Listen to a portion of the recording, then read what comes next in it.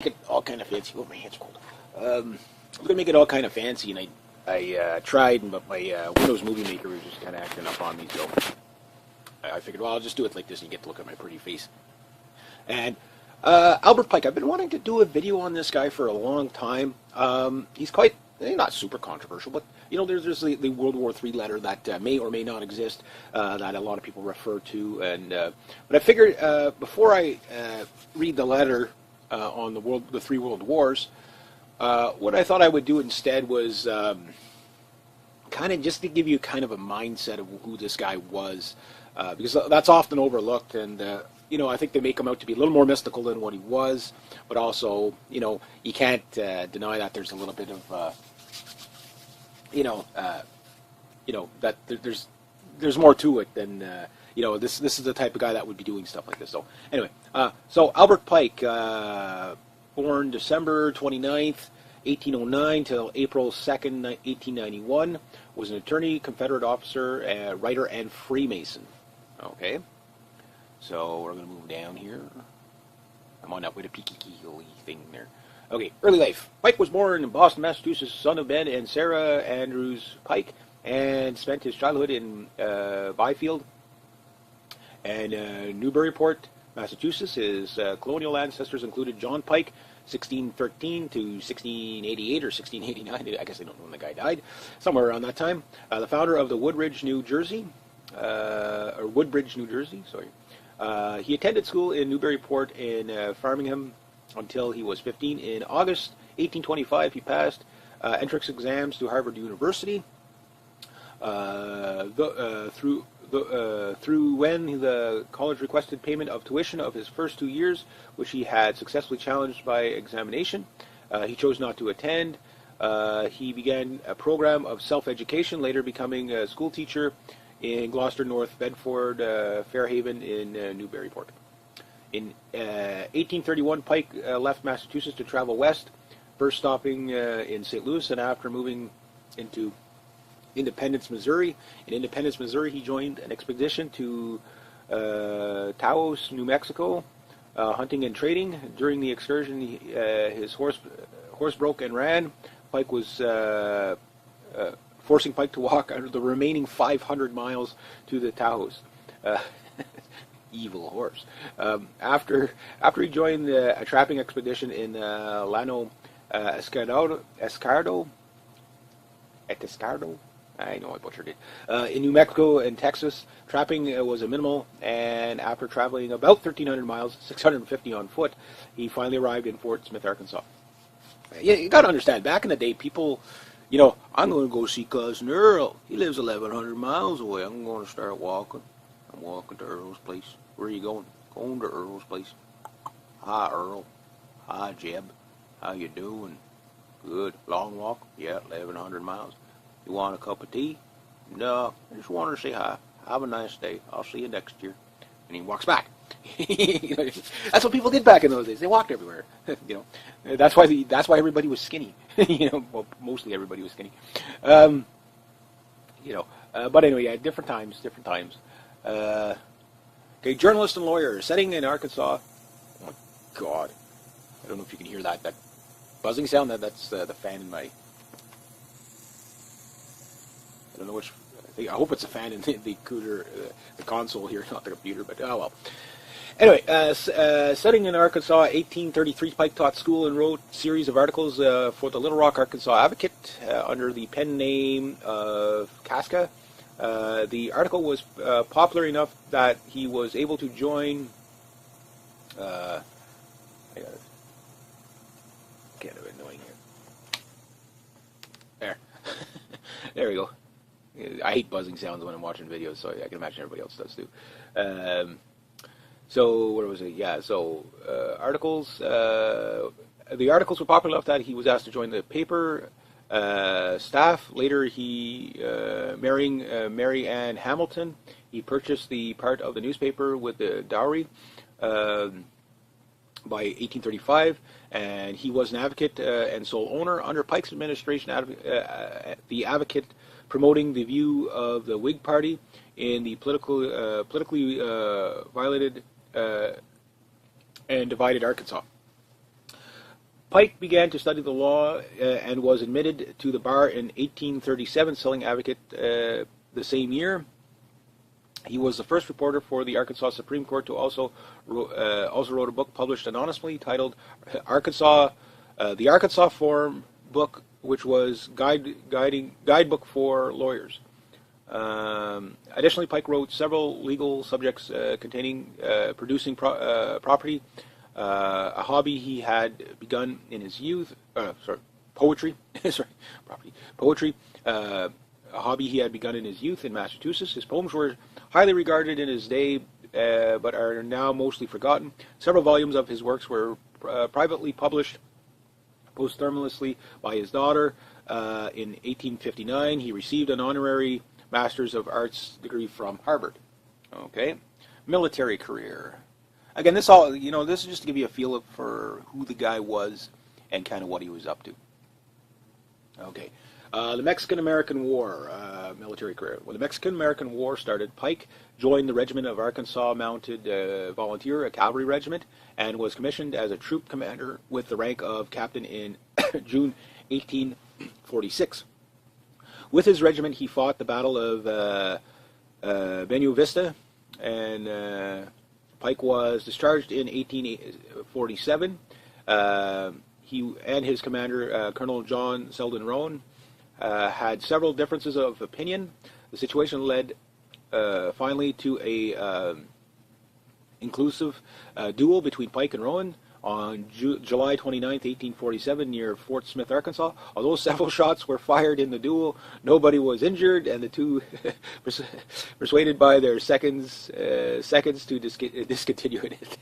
In other words, they're bad shots. I think it's not their bad shots. Usually the academia types don't usually make good soldiers, so, just saying, that's why they become like generals and stuff, so because they can't actually fight, But anyway, after Pike... After the war, Pike returned to the practice of law, moving New Orleans from time beginning into 1853. He wrote another book, A Maximum of Roman Law, and some of the ancient French law, and expounded and applied in the doctrine of jurisprudence. Although unpublished, that's a long title name for a book. This book increased in reputation amongst his associates in law. He returned to Arkansas in 1857, gaining some amount of prominence in the legal field and became an advocate of slavery. So he was pro-slavery, although retained his affiliation with the Whig Party. Oops, keep going back. In 1847, Pike became disillusioned when the Whig Party refused to take a stand on slavery. His anti-Catholicism stand led him to join the Know Nothing movement. Nice name for a movement. Know Nothing movement when it was organized in 1856, but again disappointed when it refused to adopt a strong pro-slavery platform. He joined the other Southern delegates and walked out of the convention. His stand was states' rights superseded national law and supersede the ideal of Southern secession. This stand made clear in his pamphlet in 1861, State of Province Bond or Free. Okay.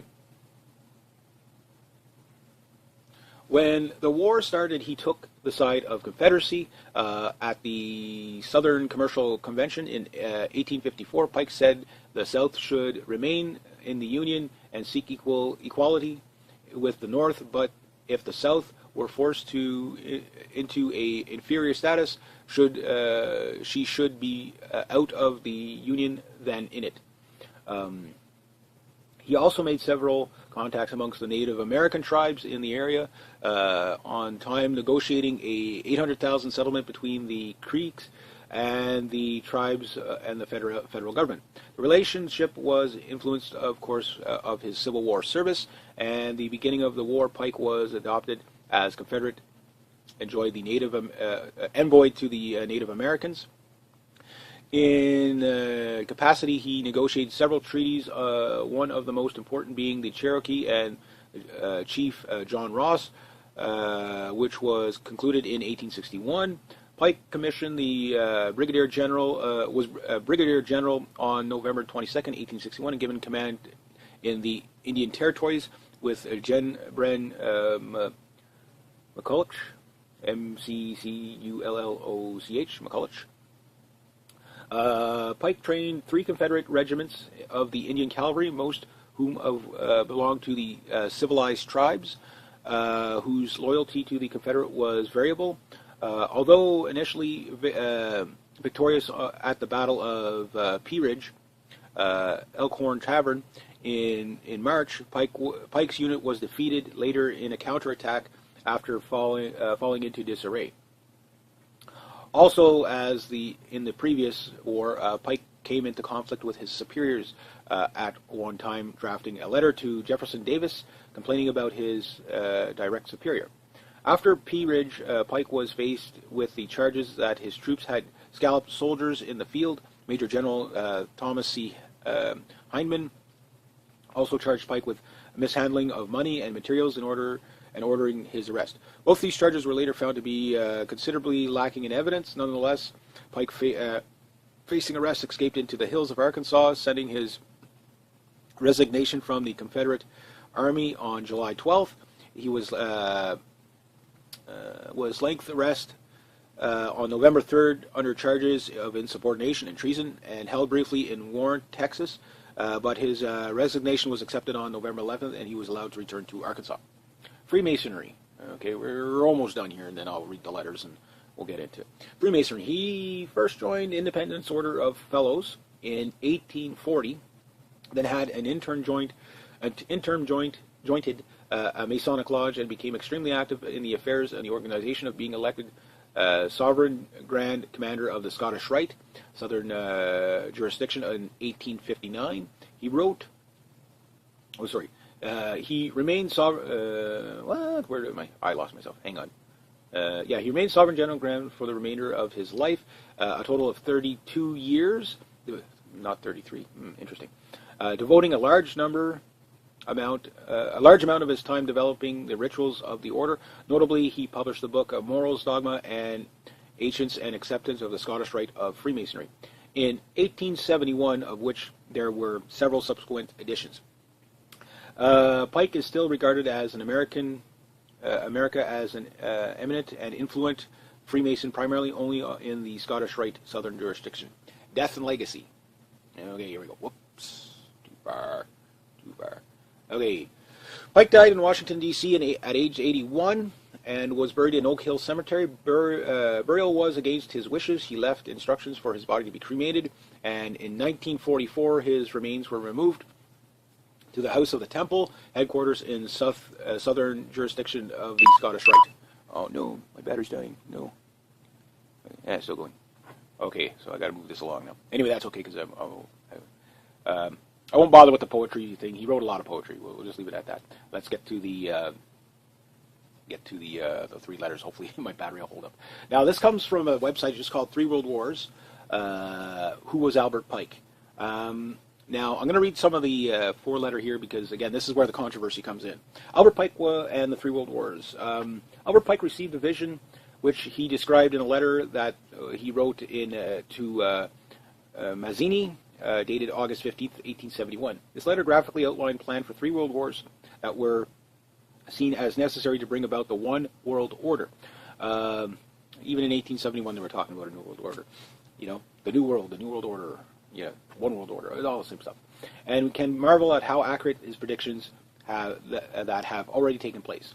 Pike's letter to Mazzini is commonly believed a fallacy that for a short time the Pike's letter was on display in the British Museum Library in London, and it was copied by William Guy Carr, former intelligence officer of the Royal Canadian Navy. The British Library has confirmed in writing to me that such document has never been in the possession. Furthermore, in Carr's book, Satan, Prince of this World, Carr includes the following note. The keeper of the manuscript recently informed the author that this letter is not catalogued in the British Museum Library. It seems strange that the man of Cardinal Rodriguez knowledge should have said that it was in 1925. Maybe it was, maybe it wasn't. Conspiracy. Here we go. It appears that Carr learned about this letter from the Cardinal Caro, Y. Rodriguez of Santiago, Chile, who wrote The Mystery of Freemasonry Unveiled. To date, no conclusive proof exists to show that the letter was ever written. Nonetheless, the letter is widely quoted and a topic of much discussion. Following the apparently extracts of the letter show how 3 world wars have been planned for many generations. Okay, so here we go. The First World War, this is Albert Pike's writings. Okay, the First World War must be brought about in order to permit the Illuminati to overthrow the powers of the Tsars in Russia and the making of the country a fortress of atheistic communism. The disgreements caused by the adjutor or agents of the Illuminati between the British and the Germanic empires will be used to form this war. At the end of the war, communism will be built to use in order to destroy the other governments and the order to weaken the religions. Okay, and then back to the guy who's commenting on it. Studies of history will recognize that the political alliance of England on one side and Germany on the other, forged between 1871 and 1898 by Otto von Bismarck, co-conspirator of Albert Pike, were instrumental in bringing about the First World War. Okay, so we'll move along. Second World War. Okay, Second World War must be formulated by taking advantage of the differences between the fascists and the political Zionists. This war must be fought. This war must brought about the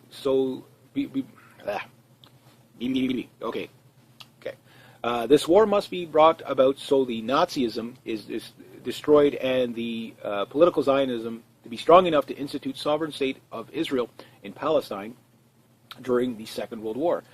International communism must be strong enough in order to balance Christendom, which kind of is, which would be then restrained and held in check until the time when the would need it for the final social cataclysm.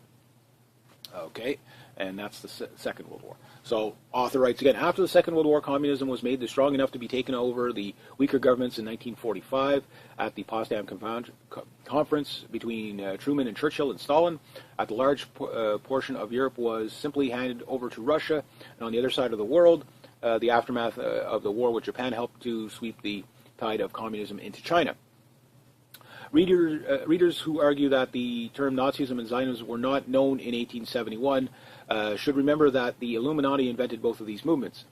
In addition, the communist and ideology and the coined phrase originates in France during the Revolution in 1785.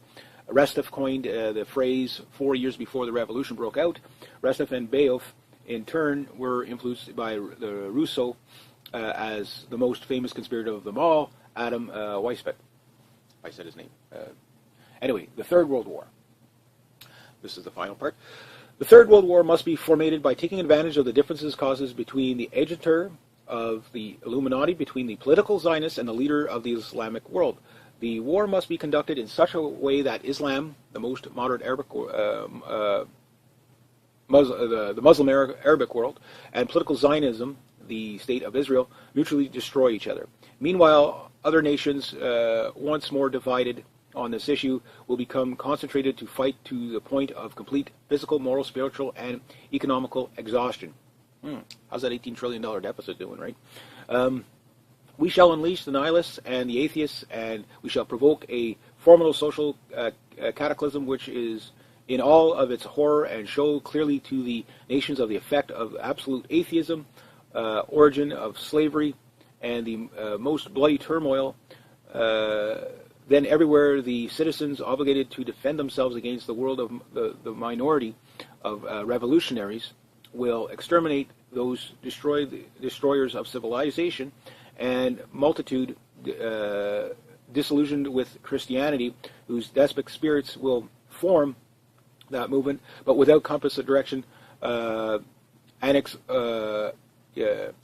for an ideal, but without knowing where to render its aberration, will receive true light through the universal manifestation of the pure doctrine of Lucifer, brought finally out into the public view. This manifestation will result in the general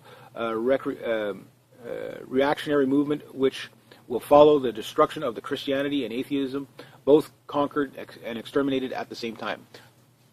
Since the terrorist attacks in 1911, this is the author again. Since the terrorist attacks in 1911, 2001, world events, and particularly in the Middle East, grow unrest and unstable. Between the modern Zionism and the Arabic world, the complete line. This is the complete in line with the call for the Third World War and to be fought between the two and their allies on both sides. The Third World War is still yet to come, but recent events show that it's not far off. Okay, so that's all I got to read here. Okay, let's think about this. Now, number one, we don't know if the letter actually exists. Maybe it does, maybe it doesn't. We don't know. The other thing that we have to consider here is if it does exist, was this really a premonition or a dream, or was it a plan? That's the other thing. To me, considering the guy was a Freemason, and we know about secret orders. I mean, Kennedy was assassinated after making his secret society speech, back in when he was shot there. I forget the year, 60, whenever he was shot. Anyway, and like 1 week after talking about secret societies and that they're being repugnant and bringing them out into the light and exposing them for what they are, so to speak, he was killed a week later. So to me, yeah, the Illuminati is tied in with Freemasonry. Basically they're all these secret orders: the Skulls and Bones, the League of Rome, or is it League of Rome or Church of Rome? The Confederacy of Rome, whatever it's called there. That all stuff plays into each other, and then of course you have all the, royal families that have secret bloodlines here, and there's probably a lot of secret organizations that nobody knows about yet, considering that, Illuminati's not really, Illuminati to me is just a bunch of criminals, whack job criminals, but you also have to, understand too, if we're talking from the Luciferian point of view, this would be, this world would be absolute paradise because they love, order out of chaos, so to speak. Who said that before, right? And to say that, okay, the letter doesn't exist, okay, somebody fabricated. Well, what I don't know is when this letter was first, brought up. Was it actually brought up back in 1925? Was it in the museum or the library in 1925? Did it actually, can anybody verify that this letter exists? And chances are a letter like that, if it has to do with the Freemasons, it would not be sitting in public. And if it was sitting in public at some point, they probably would remove it. And considering how a lot of libraries do tend to have allegiances to stuff, it's like the Smithsonian. Whenever they find an artifact that they can't, that kind of goes against the public narrative or might be politically sensitive, they hide it from the public. You never hear of it again. And which is, completely... they shouldn't be allowed to do that, but hiding history is a horrible thing. So with that, what are your takes on Albert Pike? What do you think, do you think the letter is real? If it is real, it's very terrifyingly accurate. And if you understand what he said in there, like to the literal, if you understand what he said to the literal, you can see all these propaganda and programs going on as we speak. Christianity is the weakest religion. They've pretty much watered it down to the point where it's, it's a fair weather religion now. I know some people will take offense to that, but that's the design, is to make it so that people, they believe the religion, but they aren't joining the Crusades anytime soon. You know what I'm saying? That type of thing. The Islamic world, enough said. Israel, enough said. You know what I mean? Like we see the agendas. So is that a part of what Pike was talking about and saying, here's how we're going to do it? Was it an actual premonition? Who knows? And first off, does it actually even exist? But this letter, if it was just made up, even at that, it's still an accurate letter. Even if it's complete fallacy. That let's say the author of basically the Rodriguez guy. Let's say when he just put it in there just to put it in there to sell more books or whatever. Problem is he's still accurate on it. So. A lot of people can see this stuff coming a lot of times just because they follow things and say, well, if this happens, there's a good chance that this is going to happen. Now, if they have a plan, what they're really doing is saying, well, here, we'll just put this out, make it be known so that anybody that's a Freemason will know this is what the plan is. So, and we'll disguise it as it came to me in a dream, that type of thing. Or maybe it did, who knows. But I'll leave it at that. So I think a lot of time when people talk about Albert Pike, you need to kind of get an idea of who these people were and how they kind of lived to kind of figure out kind of how they might have been thinking, right? So, very, very short video here, but, you get the idea that sometimes if you're watching like shows like Alex Jones or something, he'll talk about these things, but he never elaborates on what it is, because he's probably covered it like so many times that he's just taking for granted that you know what he's talking about. And when you don't know what he's talking about, like Cloward and Piven, A New American Century, these are things, Albert Pike, and the list goes on and on and on and stuff like that. That he Zygmunt Brzezinski, I can't pronounce that guy. I can't even say that guy's name. Like that stuff, and you say, okay, well, this is one of this. But who was this guy? I mean, I covered Saul Alinsky about a week or two ago from the making of this video, and it just gives you an idea of how these people think. And you're like, well, these people are whack jobs and lunatics. Yeah, but they're cults. They've got followers. If one person thinks this kind of way, there's probably more people that think like them. So the point is to go with what John F. Kennedy said. See, the idea of secrecy is repugnant. You need to bring it into the light. And even John Lennon, his take on the Illuminati and the New World Order type of thing, although it wasn't really called that back then, but he knew what it was. And he described it perfectly. And he basically described them as lunatics. And that's the way I describe them. Because to me, I just see them as criminals. And once you expose them for what they are, it really does kind of show the plan. And that's, part of the reason why I make the videos I make, is because you do know when you can factor those plans in there, things that don't make sense start to make sense, because you say, oh, okay, the reason why this country just all of a sudden out of nowhere just attacks this country is because it's a part of a plan.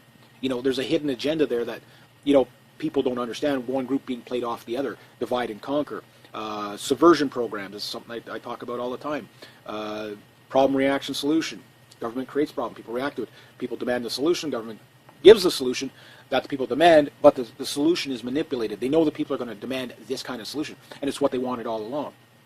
So usually when the government says we're going to do one thing for you, run the other way, And it's not all, because it's compartmentalized. It's not every person that works in government. It's a handful of people. The Committee of 300, there you go. These people run the world. There's maybe about 6,000 people that run the world, in big business and all that. And these people manipulate everything. That's all they do. They're psychopaths. They're parasites. That's how they survive. Other things to look at it is Zionism. Zionism has a lot to do with this as well.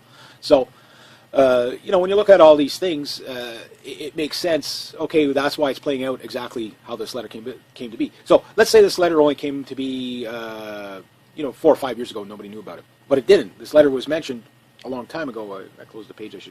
But it was a long time ago. Okay, in a book a long time ago. Even though it wasn't Albert Pike that was saying it, it was the Rodriguez guy saying, "Look, you put it in his book." So even if it's only a couple of decades ago, a lot's happened in those couple of decades that fit perfectly with what's going on here. And again, if you look at exactly how it is, atheists pretty much heavily outnumber Christians at this point, in a lot of ways. Well, in the Western world, you also have to look at it too as many people. Again, you look at all these movements. Really extreme radical left-wing minority movements that control the entire population of like Canada, the United States, we're always at the mercy of the minority for some reason. And a lot of people that are in the minority don't see that. They don't see it that way, but they don't realize they're being used that way. So, it's like, freedom of speech and stuff like that, completely trumped by these minority groups. They're elevated beyond criticism, again, through the subversion programs. And they're brainwashed into thinking that they're entitled. And they don't realize that at some point, they're going to be a part of the backlash. But their goal is to keep the majority of people that would not go along with whatever the crazy agenda might be of the day. And what they will do is, use buzzwords like racist, bigot to shut up a majority. It's starting to lose its effect. But that thing is, like he said, the idea was to have the atheists and the Christians wiped out at the same time. Hence why you see typically everybody's targeted in some way in society by government. But you'll never see the same kind of targeting as you do for white Christian males. And I'm not a hardcore Christian. I don't go to church. I'm more native in my beliefs. I don't. But I follow this stuff. I'm not a scholar in anything, but I follow this stuff just enough to know what's kind of going on. I know how these people. I know how Christians think. I kind of got a good idea how Muslims think. I got a good idea how Jews think. I got a really good idea how atheists think because I'm surrounded by them, So just about everybody you talk to, the first thing, they're almost automatic instinct is to bash Christianity. You know, that's you know, so a lot of Christians are very humble. They keep to themselves. They don't, you know, they don't talk too much because they know they're just going to get beaten over the head, which is mellowed out Christianity. They also have diluted Christianity to allow you know, homosexuality into it. Now, again, to me, you're gay, you want to marry a fence post, go ahead, knock yourself out. I don't care. But the thing is the agenda is they take conflicting rights and they give power to the minority, which is the gay rights movement, for example. And I bash on it because you have to see the agenda, and it's a complete agenda. And they tell, okay, yeah, you can get married in a church if you're gay, but gay people can't refuse it, you know, because it's against their faith. So they go against one's faith for freedom of expression. So we have freedom of religion and freedom of expression in conflict with each other. But we see who they side with clearly, you know. And the idea behind that, again, is to, you know, so that anybody that comes new to the church has been watered down. It doesn't teach its original doctrine. And again, you know, like anything, if you follow the Ten Commandments, that's all. You don't need to read it in any of the books. You just really need to follow the Ten Commandments, and you're good. It's just good words to live by, right? But the idea here is if they can weaken Christianity enough, when there is a backlash, yes, there will be people rising up to fight against, like you said, these radicals. You could use the Islamic State as an example. I call them the Hydra. Okay, the Hellhounds are coming later. They're going to show up. The Hellhounds are what I refer to as the people that go after the Illuminati types. You know, people in big government. Just watch for them. You're already seeing bankers dropping dead left, right, and center. Prominent bankers. You know, suicides all over the place. You know, mysterious suicides. You know, stuff that's just completely bizarre. You know, and you're seeing that. It sounds like conspiracy until you look into it, and then once you look into it, you realize, holy crap, you know, something's going on here. And the other thing you want to factor into is that. Again, the idea is to disrupt the moral compass so that people don't band together. But I don't think that's going to work, and here's why. Because Christians right now are starting to move together. Muslims are starting to move together. The Jews are always been together. You know, and g'day, hi, and welcome. Okay, this is a video. I was going to make it all kind of fancy. Oh, my hand's cold. I was going to make it all kind of fancy, and I tried, but my Windows Movie Maker was just kind of acting up on me, so I figured, well, I'll just do it like this and you get to look at my pretty face. And Albert Pike, I've been wanting to do a video on this guy for a long time. He's not super controversial, but, you know, there's the World War III letter that may or may not exist, that a lot of people refer to. And but I figured before I read the letter on the three world wars, what I thought I would do instead was kind of just to give you kind of a mindset of who this guy was. Because that's often overlooked, and you know, I think they make him out to be a little more mystical than what he was, but also, you know, you can't deny that there's a little bit of, you know, that there's more to it than, you know, this is the type of guy that would be doing stuff like this. So anyway, so Albert Pike, born December 29th, 1809 till April 2nd, 1891, was an attorney, Confederate officer, writer, and Freemason. Okay, so we're going to move down here. I'm on that with a peeky thing there. Okay, early life. Pike was born in Boston, Massachusetts, son of Ben and Sarah Andrews Pike, and spent his childhood in Byfield and Newburyport, Massachusetts. His colonial ancestors included John Pike, 1613 to 1688 or 1689. I guess I don't know when the guy died. Somewhere around that time. The founder of the Woodbridge, New Jersey. Sorry. He attended school in Newburyport and Framingham until he was 15. In August 1825, he passed entrance exams to Harvard University. Through when the college requested payment of tuition of his first 2 years, which he had successfully challenged by examination. He chose not to attend. He began a program of self-education, later becoming a school teacher in Gloucester, North Bedford, Fairhaven, in Newburyport. In 1831, Pike left Massachusetts to travel west, first stopping in St. Louis, and after moving into Independence, Missouri. In Independence, Missouri, he joined an expedition to Taos, New Mexico, hunting and trading. During the excursion, his horse broke and ran. Pike was forcing Pike to walk under the remaining 500 miles to the Taos. Evil horse. After he joined a trapping expedition in Llano Escardo,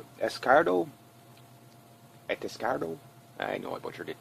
In New Mexico and Texas, trapping was a minimal, and after traveling about 1,300 miles, 650 on foot, he finally arrived in Fort Smith, Arkansas. You got to understand, back in the day, people, I'm going to go see Cousin Earl. He lives 1,100 miles away. I'm going to start walking. I'm walking to Earl's place. Where are you going? Going to Earl's place. Hi, Earl. Hi, Jeb. How you doing? Good. Long walk? Yeah, 1,100 miles. You want a cup of tea? No, I just wanted to say hi. Have a nice day. I'll see you next year. And he walks back. That's what people did back in those days. They walked everywhere. That's why everybody was skinny. Well, mostly everybody was skinny. But anyway, yeah, different times. Okay, journalist and lawyer setting in Arkansas. Oh my God, I don't know if you can hear that buzzing sound. That's the fan in my. I don't know which. I hope it's a fan in the cooler, the console here, not the computer. But oh well. Anyway, setting in Arkansas, 1833, Pike taught school and wrote series of articles for the Little Rock, Arkansas Advocate under the pen name of Casca.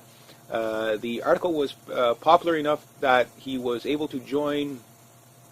I can't have it annoying here. There, there we go. I hate buzzing sounds when I'm watching videos, so I can imagine everybody else does too.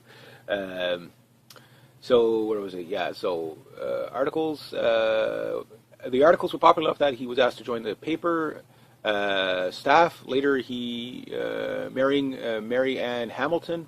He purchased the part of the newspaper with the dowry.